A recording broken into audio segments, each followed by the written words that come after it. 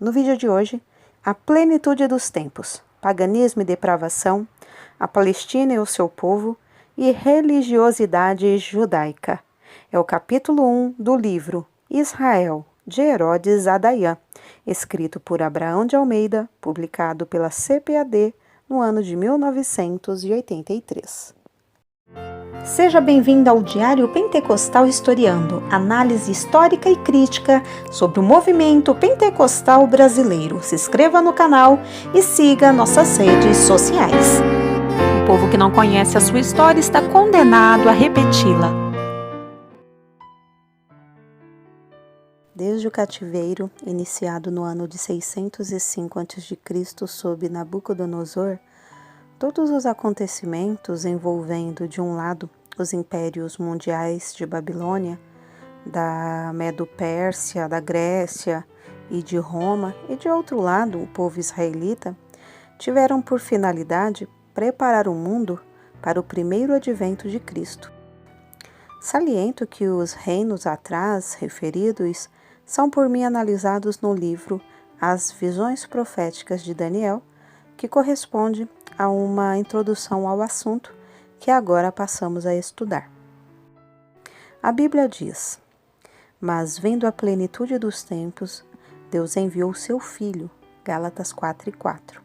Esta plenitude dos tempos inclui, entre outras coisas, as condições políticas, religiosas e morais em que se encontravam as nações por ocasião do advento do cristianismo. César Augusto, imperador romano, de 31 a.C. a 14 d.C., certamente, sem que nada suspeitasse, teve a participação no cumprimento das profecias bíblicas, ao convocar o recenseamento geral para todos os habitantes do seu vasto império no ano de 753, Annus Urbis Conditae, ou seja, da fundação de Roma, que seria o ano 5-6 a.C.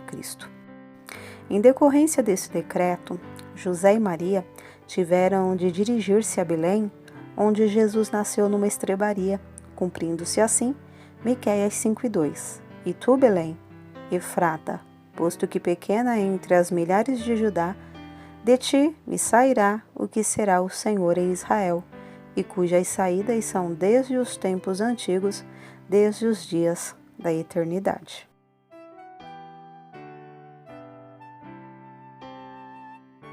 Paganismo e depravação. Fora do âmbito do judaísmo, a religião predominante nos dias de Jesus baseava-se na mitologia originária da antiga Babilônia, divinizadora das forças da natureza. Era tão terrivelmente impiedosa e imoral essa religião que a maioria dos seus sacerdotes pregava a necessidade de sacrifícios humanos, tanto de bebês como de adultos. A oferta de crianças recém-nascidas ao deus Moloque, por exemplo, era corrente havia séculos, de sorte que os sacerdotes do paganismo eram assassinos profissionais de crianças. Em diferentes rituais, variando de lugar para lugar e de época para época, as vítimas eram ou assadas vivas ou degoladas ou surradas até a morte. Um exemplo disso era o culto ao Moloque, construído em metal e completamente oco. O seu interior era aquecido até o ponto de suas mãos abertas e juntas ficarem como brasas. Então, ao rufar dos tambores, para que não se ouvissem os lancinantes gritos das pobres criancinhas, eram elas colocadas nas mãos do ídolo e assim assadas vivas. A superstição e a infidelidade chegaram a extremos insuportáveis. Benjamin Scott, em As Catacumbas de Roma, cita um trecho de Basílio Cooper. É absolutamente impossível descrever detalhadamente as terríveis depravações do velho mundo pagão. No dizer do apóstolo, é vergonha mesmo só o falar daquelas coisas que faziam em secreto. O leitor não deve precisar de que lhe digam toda a miséria moral de uma religião cujos deuses eram debochados, bêbados, fratricidas, prostitutos e assassinos, cujos templos eram lupanares e antros dos piores vícios, chegando alguns a só serem tolerados fora das cidades. Vitrúvio 1:7, cujos espetáculos, as horríveis prugnas dos gladiadores, ou cenas tão impuras que o próprio Catão, carcereiro, não podia presenciar, cujas procissões eram cortejos de indecências,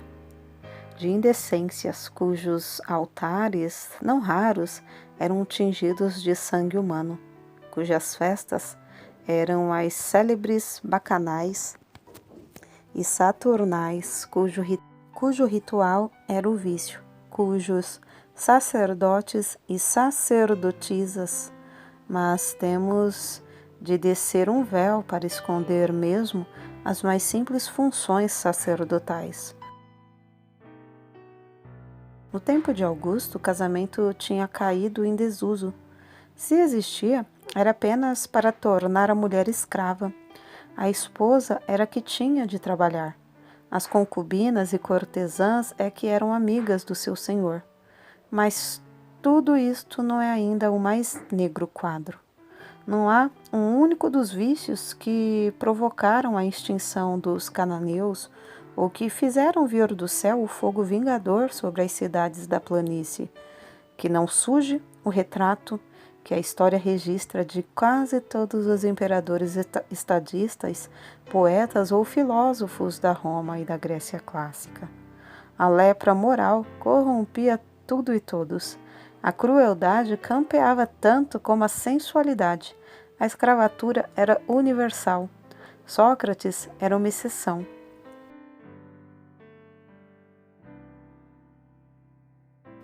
A Palestina e o seu povo. A Palestina dos dias de Jesus constituía o mundo judaico, com a cidade de Jerusalém por capital religiosa, cujo monumental templo era ponto de encontro não apenas dos judeus palestinenses, mas também dos da diáspora, ou seja, dos que habitavam em colônias em outras regiões do vasto Império Romano.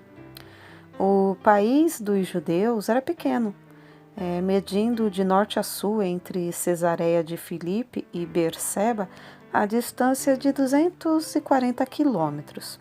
De Jope, na costa, até Amon, atravessando todo o país, a distância era de 121 quilômetros. Pelo fato de ser assim tão pequena, ficou a Palestina, por determinação das autoridades imperiais, integrada a províncias da Síria, governada por Quirino nos dias do nascimento de Jesus, Lucas 2:2. Dentro da Palestina, viviam entre judeus e israelitas, pertencentes aos restos das 12 tribos, cerca de 3 milhões de pessoas que falavam pelo menos 3 dialetos. Onde quer que fosse encontrado, o judeu estava sempre bem asseado. Entrava em negócios com estrangeiros, mas não confraternizava com eles. Quando, por força das circunstâncias, imigravam para outras regiões, não esqueciam Jerusalém e tudo faziam para um dia poderem retornar à Cidade Santa. Muito sentimentais, os judeus davam largas à sua alegria à vista de uma criança e sentiam bastante quando eram repreendidos.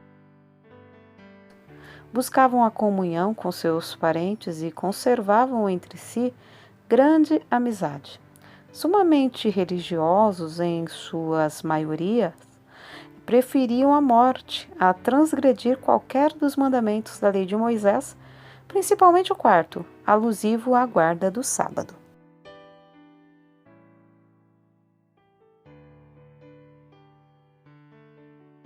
Religiosidade judaica.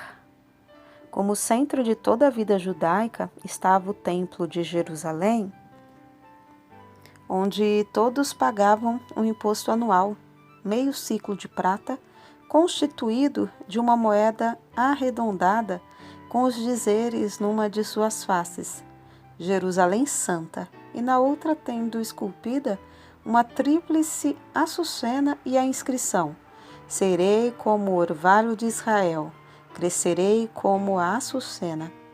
Havia em circulação em Jerusalém uma moeda romana de ouro, mas a grande maioria dos judeus temia sequer tocá-la pelo fato de estar nela esculpida a imagem de César Augusto com as palavras: César Augusto, filho de Deus, pai da pátria. Os judeus consideravam tal inscrição uma ofensa ao Deus verdadeiro Jeová. Reagiam duramente contra qualquer espécie de imagem gravada, por mais inofensiva que fosse. Chegaram mesmo a protestar contra os estandartes romanos nos quais se via gravada a imagem de César, quando a 12ª Legião Romana entrou em Jerusalém. O rendimento anual dos cofres do templo chegava à importância de aproximadamente $1.250.000, proveniente do imposto pago por 3 milhões de pessoas, mais as ofertas das primícias e as ofertas diárias de vítimas para o holocausto, que chegavam a milhares de cordeiros por ocasião da Páscoa. Possuindo um governo teocrático centralizado em Jerusalém, os judeus se sujeitavam a um grande número de leis, as mais absurdas decorrentes de interpretações forçadas das escrituras sagradas. Exemplos: no dia de sábado, a mulher não podia sair com faixa de lã, nem com faixas de linho, nem com o próprio manto da cabeça, nem podia enrolar-se nelas, a não ser desapertados. A mulher não podia sair com renda no cabelo, nem com lenço no pescoço, nem com anéis no nariz, nem com anel que não levasse o selo, nem com uma agulha sem buraco. Contudo, se ela fizesse qualquer dessas coisas, não estava obrigada a uma oferta de expiação dos pecados. Por outro lado, um homem não podia sair à rua com sandálias forradas nos pés, a não ser que nos pés tivesse feridas, nem com talismãs, nem com couraça, nem com elmo. Uma mulher não podia abandonar a casa com uma caixa de especiarias, nem com um frasco de perfume. Se o fizesse, seria obrigada a uma oferta de expiação pelo próprio pecado. Algumas escolas rabínicas permitiam que a mulher frequentasse lugares públicos com dentes postiços ou mesmo dourados. Os homens podiam sair com um ovo de gafanhoto ou com um dente de chacal, ou ainda com um prego que tivesse servido para suplício da crucificação de alguém como meio redentor. Se uma gazela entrasse numa casa e um homem a matasse, ser-lhe-ia imputada a culpa. Mas se fossem dois a matá-la, de nada seriam culpados. Se a um homem doerem os dentes, não poderá chegar-lhes vinagre no sábado. Se lhe doerem os quadris, não poderá friccioná-los com vinho ou vinagre. Poderá, porém, ungir-se com azeite, mas não com azeite perfumado. Aos filhos dos reis é permitido ungir as feridas com azeite perfumado, uma vez que costumem fazê-lo ordinariamente. As leis continuavam a ser rigorosas para os que morriam no sábado. Era lícito aprontar todo o necessário para o defunto, ungí-lo e lavá-lo, contanto que não lhe movessem nenhum dos membros. Podiam retirar o colchão de debaixo dele e deixá-lo estendido na areia para ficar preservado durante maior espaço de tempo. Podiam atar-lhe o queixo, não para levantá-lo, mas para não baixar mais. Não era permitido fechar os olhos do cadáver ao sábado. Nos outros dias também não era permitido fazer-se isto no momento em que a alma partia. Caso alguém o fizesse, seria considerado réu de um derramamento de sangue. Um judeu podia afastar-se do lugar onde vivia cerca de 2.000 cúbitos, ou seja, mais ou menos 1.155 metros. Contudo, se tivesse intenção de tomar 2 refeições num ponto que distasse de sua casa 1.155 metros, poderia andar outros 1.155, porque nesse caso O lugar das refeições era considerado parte da sua habitação. Se um homem adormecesse durante uma viagem e acordasse no dia de sábado, poderia mover-se 2.000 cúbitos para qualquer direção. Os sábios afirmavam apenas 4 cúbitos. Havia recomendações quanto ao fato de apertar ou desapertar um laço, apagar uma lâmpada, cozer 2 pontos consecutivos na costura, escrever 2 letras do alfabeto, acender lume e assim por diante.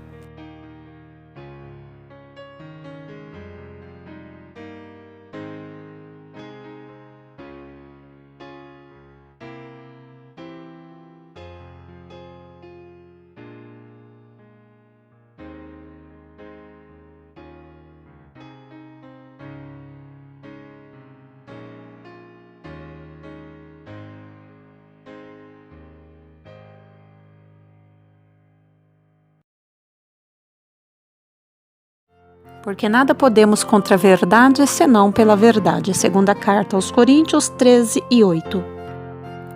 Se você gostou do conteúdo deste vídeo, se inscreva no canal, deixe o seu joinha, compartilhe e ative o sininho para receber do YouTube as notificações dos novos vídeos.